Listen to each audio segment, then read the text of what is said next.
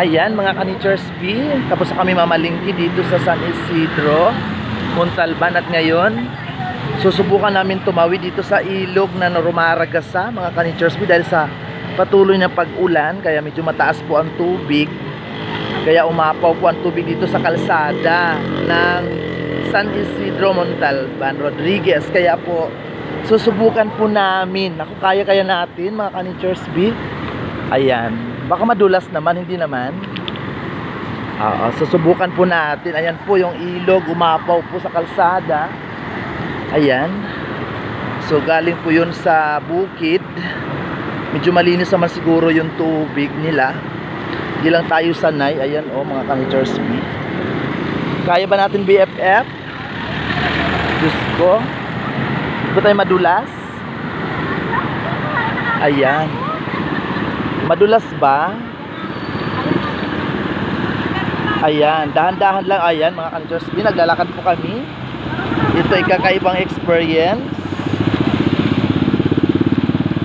Bebe, parang hindi natin kaya. Mamasahe na lang kaya tayo.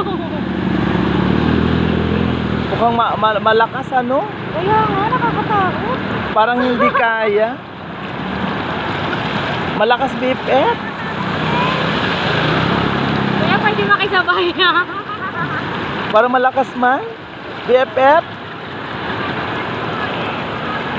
BFF parang malakas. BFF. Mukhang malakas. Ayan. So, kakaiba experience to mga ka-Nature's B. Tiwag mo akong iwan. Ayan. Walang butas dyan. Ayan, kakaiba experience to mga ka-Nature's B, oh.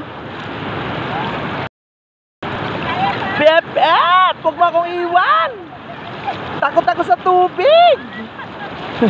Ayan. Kakaiba experience to mga ka-Nature's B. Wait lang. Ay, baka madulas ako. Ayan, mga ka-Nature's B, medyo malakas po ang tubig. Ay, malakas po yung pagkaragasa. So kami po ay sumuong dito sa tubig dahil umapaw po ang kalsada nila dahil sa lakas ng ulan. Ayan. Medyo adventure po itong aming ginawa. Tumawid kami pagkatapos namin na malingki mga ka-Nature's B. Ayan, ginawa ko lang po ito para sa